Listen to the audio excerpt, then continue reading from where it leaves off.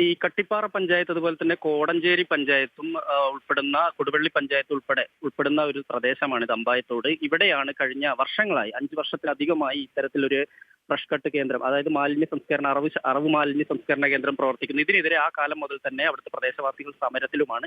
ഇന്നലെ രാവിലെ സമരം ആരംഭിക്കുകയും അത് പിന്നീട് ഉച്ചയ്ക്ക് ശേഷമായപ്പോഴത്തേക്കും ഉപരോധ സമരം ശക്തമാവുകയും ചെയ്തു. തുടർന്നാണ് ഇവിടെ ആക്രമണം ഉണ്ടായത്.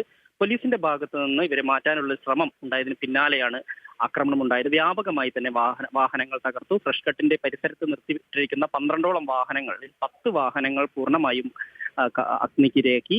അതിൽ 2 വാഹനങ്ങൾ അടിച്ചു തകർക്കുകയും ചെയ്തു. ഇതേ തുടർന്നാണ് ഇപ്പോൾ 324ഓളം ആളുകൾക്കെതിരെ, കണ്ടാലറിയാവുന്ന ആളുകൾക്കെതിരെ പോലീസ് കേസെടുത്തിട്ടുള്ളത്. ഇതിൽ ഡിവൈഎഫ്ഐ പ്രവർത്തകരുണ്ട്, കോൺഗ്രസ് പ്രവർത്തകരുണ്ട്, മുസ്ലിം ലീഗ് പ്രവർത്തകരുണ്ട്. അത്തരത്തിൽ രാഷ്ട്രീയം നോക്കിക്കൊണ്ടുള്ള ഒരു ജനകീയ സമരമല്ല അവിടെ നടക്കുന്നത്. കാരണം അവിടെ ഈ മാലിന്യ പ്രശ്നം അതിരൂക്ഷമാണ്. കാരണം ആ പ്രദേശവാസികൾ അവിടെ വളരെ ദുരിതപൂർണമായ ഒരു ജീവിതമാണ് കഴിഞ്ഞ കുറച്ചു കാലങ്ങളായി നയിച്ചുകൊണ്ടിരിക്കുന്നത്.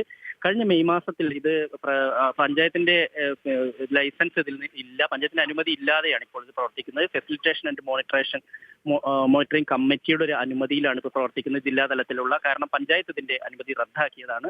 ഇത്തരത്തിൽ സമരം സജീവമാവുമ്പോഴും സർക്കാരിന്റെ ഭാഗത്തു നിന്ന് ഈ ഒരു പ്രശ്നം പരിഹരിക്കാൻ യാതൊരു നടപടിയും ഉണ്ടാവാത്ത ഒരു സാഹചര്യത്തിലാണ് ഇന്നലെ പരക്കെ അക്രമം ഉണ്ടായിട്ടുള്ളത്. ആ അക്രമത്തിന്റെ ദൃശ്യങ്ങളാണ് ഇപ്പോൾ പുറത്തു വന്നിട്ടുള്ളത്.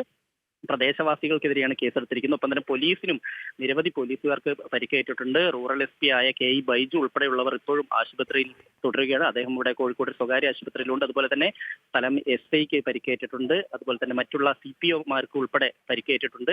എന്തായാലും ഇന്നലെ പുലർച്ചെ സംഭവത്തിന് ശേഷം, ഇന്നലെ വൈകിട്ട് 5:30 സംഭവം നടക്കുന്നത്. അതിനുശേഷം ഇന്ന് പുലർച്ചെ ഉൾപ്പെടെ പ്രദേശത്തുള്ള വീടുകളിൽ കയറി ആളുകളെ പോലീസ് പിടികൂടുന്ന ഒരു അവസ്ഥയിലേക്ക് കാര്യങ്ങൾ പോയിട്ടുണ്ട്. പ്രദേശത്തുള്ള പല ആളുകളും ഒളിവിൽ പോയിരിക്കുന്നു എന്നുള്ളൊരു വിവരം കൂടി നമുക്ക് ലഭ്യമാവുന്നുണ്ട്. എന്തായാലും ദിനേശ്, അതാണ് ഈ ഫ്രഷ് കട്ട് സ്ഥാപനത്തിന് മുന്നിലുണ്ടായ സംഘർഷത്തിൽ ഒരു ആസൂത്രണം നടന്നു എന്നാണ് യതീഷ് ചന്ദ്ര അടക്കമുള്ള പോലീസ് ഉദ്യോഗസ്ഥർ വ്യക്തമാക്കുന്നത്. അതിന്റെ ഭാഗമായി ഇന്ന് അവിടെ ജനകീയ ഹർത്താലൊക്കെ നാട്ടുകാർ ഇന്ന് ആചരിക്കുന്നൊക്കെ ഉണ്ടല്ലോ. അപ്പോൾ ആ രീതിയിലൊക്കെ എങ്ങനെയാണ് പ്രതിഷേധം, എത്രത്തോളം ശക്തമാണ്? ഈ ദൃശ്യങ്ങൾ കൂടുതൽ ദൃശ്യങ്ങൾ പുറത്തു വരുന്ന ഒരു സാഹചര്യവും നിലനിൽക്കുമ്പോൾ അമ്പിളി, ഇപ്പോൾ ഹർത്താൽ ഏറെക്കുറെ ഈ സമയം വരെ പൂർണ്ണമാണെന്ന് തന്നെ പറയാം. കാരണം ജനങ്ങൾ ഒറ്റക്കെട്ടായി പൂർണ്ണമായും അതിനോട് സഹകരിക്കുന്ന ഒരു കാഴ്ചയാണ് നമുക്ക് കാണാൻ കഴിയുന്നത്. ഒപ്പം തന്നെ വലിയ പോലീസ് സന്നാഹം തന്നെ ഇവിടെ ക്യാമ്പ് ചെയ്യുന്നുണ്ട്. വീണ്ടും ഇത്തരത്തിലുള്ള വയലൻസ് ഉണ്ടാവാൻ സാധ്യതയുണ്ട് എന്നുള്ളതിന്റെ അടിസ്ഥാനത്തിൽ തന്നെ വലിയ പോലീസ് സന്നാഹം തന്നെ സ്ഥലത്ത് ക്യാമ്പ് ചെയ്യുന്നുണ്ട്. കൊടുവള്ളി, കോടഞ്ചേരി, അതുപോലെ തന്നെ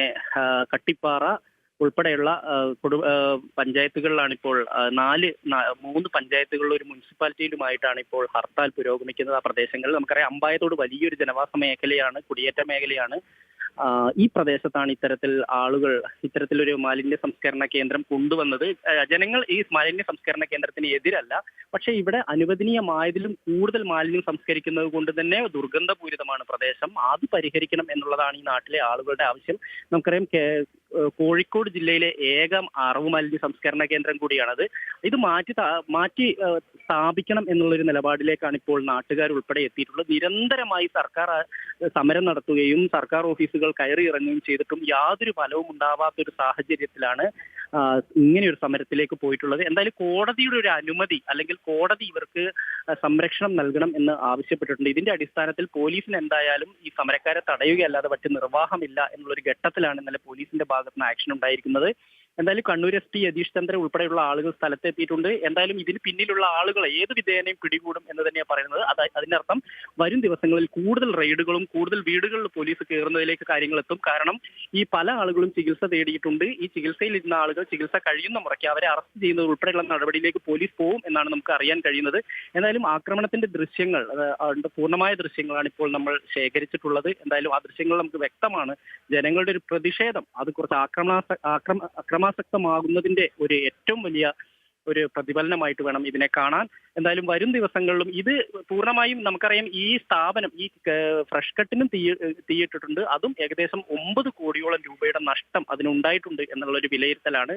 കാരണം ഇതിന് തീ വെച്ചതിന് പിന്നാലെ ഫയർഫോഴ്സിന്റെ വാഹനം, നാട്ടുകാർ തീ കെടുത്താനെത്തിയ ഫയർഫോഴ്സിന്റെ വാഹനം അരമണിക്കൂറിലധികം സമയം അവിടെ തടഞ്ഞു വെക്കുകയും ചെയ്തിരുന്നു. ഇതിനെ തുടർന്ന് തീ നിയന്ത്രണ വിധേയമാക്കാൻ കഴിഞ്ഞില്ല. ഏറെക്കുറെ ഇതിന് അകത്തുകൊണ്ടിരിക്കുന്ന എല്ലാ സാധനങ്ങളും യന്ത്ര സാമഗ്രികളും മറ്റും അഗ്നിക്കിരയായത് നമ്മൾ കണ്ടതാണ്. അതുകൊണ്ട് തന്നെ 9 കോടി രൂപയുടെ നഷ്ടമാണ് ഇപ്പോൾ കണക്കാക്കുന്നത്.